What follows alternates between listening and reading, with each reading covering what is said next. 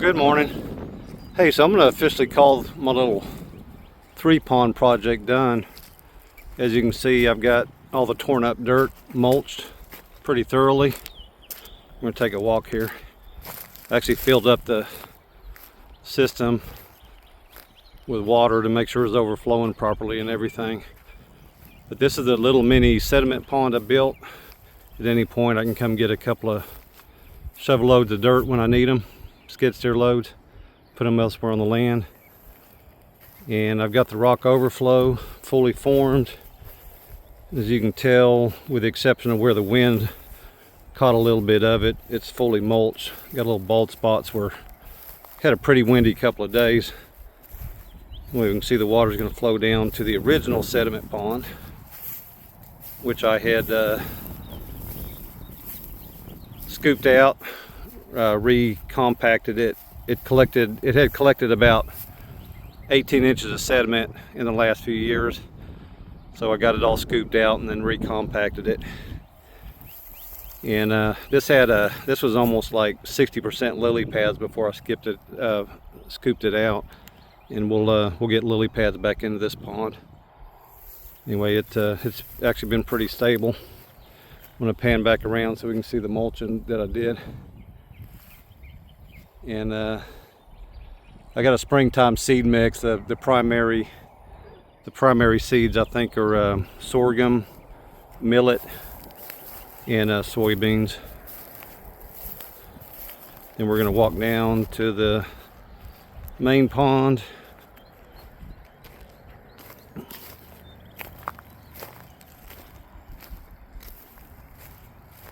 See the rock overflow.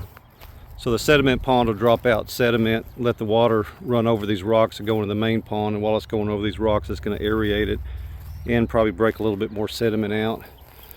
When it's a real slow run, it's going to run without you even seeing it, because to lock these rocks in I put gravel. It's actually crushed granite. I kind of filled that in there to kind of lock the rocks in, because with the flood it would displace the rock, create little holes like that.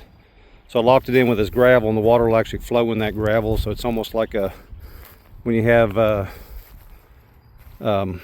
gravel in the bottom of an aquarium, it filters everything out. But here's the main pond, and then I want to show you the overflow down there.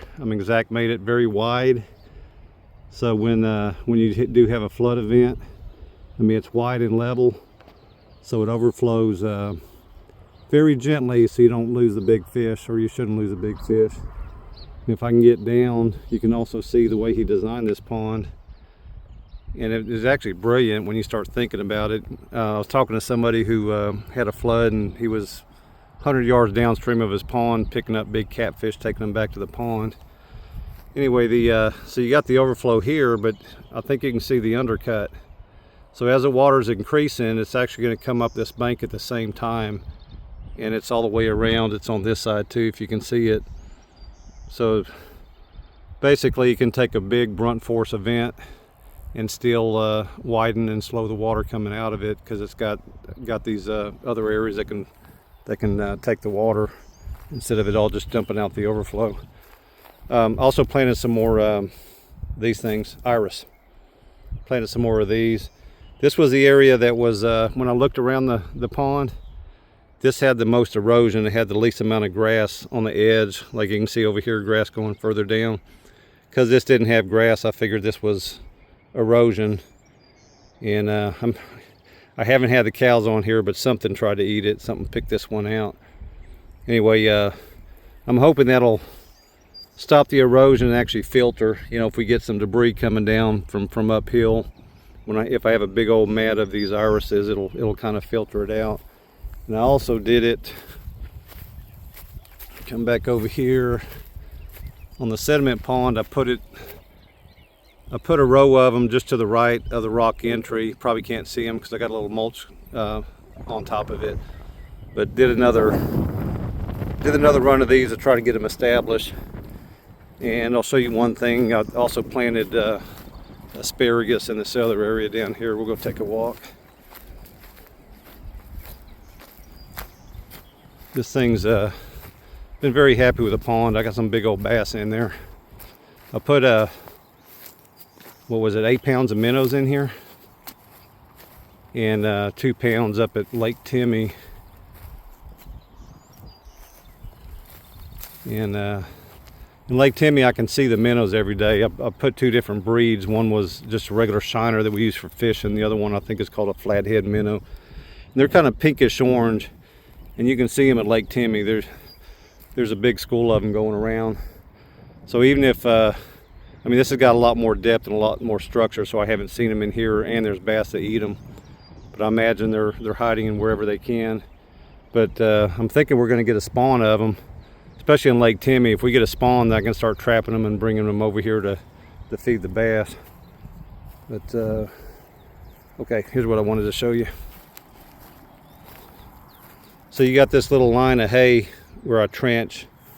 As you can see, we've got, every year I plant asparagus somewhere, so I got probably 5 plants here. It's kind of the same thing. If you pan back and look, this is an area that water wants to flow down.